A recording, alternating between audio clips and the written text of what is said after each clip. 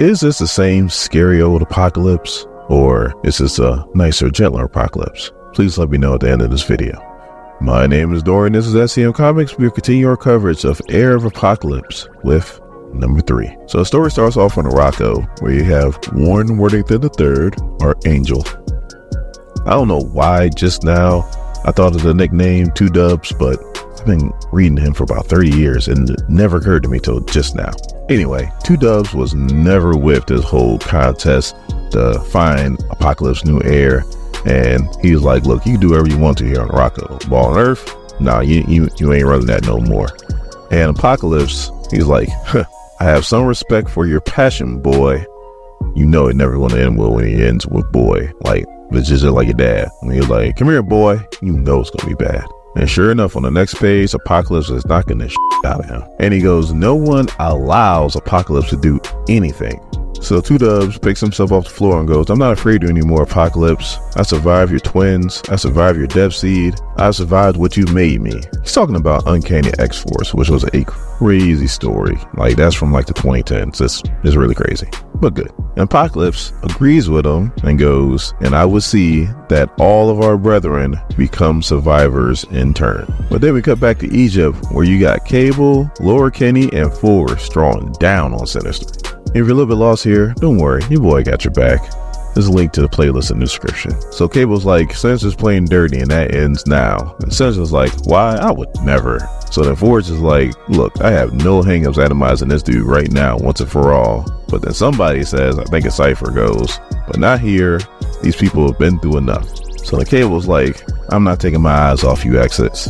And Sinister's like, you mean I, singular, right? So the Mirage starts to talk to Emma, and she's like, hey, do you think you could calm down a crowd, use your mental powers? I don't think my projections is going to work. But Emma is still kind of hung up on Monet being taken out by Exodus, so right now she's not in her right mind. So she's like, Sinister's just here to betray us. I wish you guys all had diamond skin. I wish you guys were all beyond harm. And then Sinister chimes in, that's terribly rude. Betrayal is one of my favorite pastimes, but I have a reason why I wanted to get into this contest. So of course we do a flashback, and we see Sinister walking through a portal, and he goes, a little birdie, by which I mean a recording device that I plan on key mutant figures, told me that you were looking for heir. Look no further. So Apocalypse yokes him up by his neck like he's Debo, because there is no love lost between these two. And he goes, your mutant gene is not even yours. You're a pretender to the species. And Sinister is like, exactly. After all, the trouble I went through to become a mutant, who has more reason to want to see us succeed? So we go back to Egypt, and you got Cypher. He's like, I'll do my best to settle down the people. And he starts talking to him in Egyptian Arabic. And Sinister's like, oh yeah, the translator. He's good for something beyond talking to land masses. If you don't know, he's talking about Krakoa. For all YouTube people, the link to the huge playlist will be in the description. For all you Rumble people, we're going to be rolling all that stuff out for you here soon. So Forge is like, more than we say about you, pale boy. And Sinister's like, I'm sure you died once or twice on the island. If it wasn't for my work, your ass wouldn't have came back. So give me some credit. So Cable's like, shut up, Sinister. What are we doing? Is Apocalypse game over, or are we headed back to his proving grounds? So Emma's like, I'm tired of saying, I don't feel like walking back. So then Gorgon's like, we don't have to, as he uses his powers to reveal a hidden tunnel to Apocalypse's proving ground underneath the city. So then we cut back to Morocco, where Two Dubs still hasn't learned his lesson and he's still fighting Apocalypse. And he's like, you'll never learn, Apocalypse. Mutant kind doesn't want your kind of help. Apocalypse knocks the shit out of him again and goes, yes, it was made abundantly clear when I made my final attempts to try to save Krakoa. He's talking about X-Men 35 or Legacy Uncanny X-Men 700, where Apocalypse put it on the X-Men. I mean, put it on them, especially Exodus. Exodus caught all kinds of hands in that one. You know where the lake's going to be at in that description.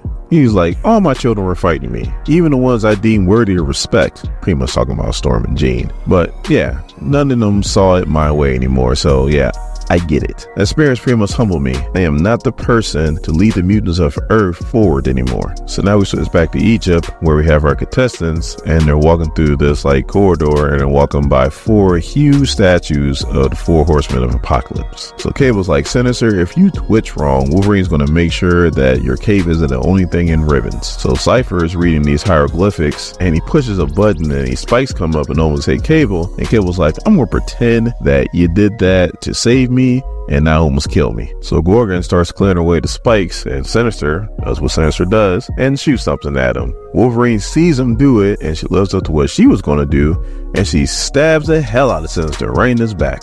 Whatever he shot at him, it hits Gorgon, and he goes into like this berserker rage, and he starts attacking everybody. Cypher is the first person to get attacked. He gets hit and gets knocked off of this bridge that they're walking on, and then Forrest has to save him. Laura Kinney, being a Wolverine, knows a little bit about berserker rages. She steps in to try to stop Gorgon, but she gets knocked to the ground. So then Gorgon gets hit by one of Danny Moonstar's arrows. She just starts hitting him repeatedly until he finally falls to the ground. So Sinister, holding his wound, is like, damn, I expected him to take out a few of you guys before he was finally put down. So Emma's like, this is ridiculous. We need to take this dude out right now. So Sinister takes off, and then we do a flashback. We pretty much see how Emma got recruited by Apocalypse. Nothing too big to talk about. So as Sinister is hauling ass, he goes, I'm sure we could talk about this like reasonable.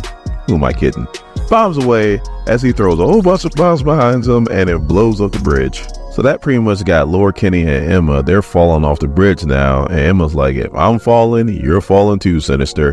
And she uses her mental powers to pretty much make him jump, and he's like, son of a bitch, I was so close. So then we switch back to Arakko, and our Angel's like, you're not capable of humility, Apocalypse. And he's like, perhaps not. I'm glad he agreed with him. Apocalypse was like, I did swear to protect my species. And 2Dubs was like, lives lost in this process are expendable to you. And Apocalypse was like, I'm not going to lie to you, my angel of death. When it comes to human lives, I still don't care. When it comes to my mutant brethren, that's a different story. And he shows all the competitors who everybody thought they were dead. He pretty much explains how at their time of failure, or right before their time of death, that he had it set up to where they'll be snatched out and brought into these stasis pods. Then he's like, and if you still don't trust me, you can stay right here until the contest is over. So on the last page, we see when they got 4 contestants left. We got Cable, we got Mirage, Forge, and Cypher. And Mirage is like, you know what, I'm done. I don't want to do this no more. And all of a sudden there's a rumbling, and we see those big ass 4 horsemen of Apocalypse all of a sudden start to move. And then Cypher's like, I don't think we can just leave, Danny. I think we have to finish this.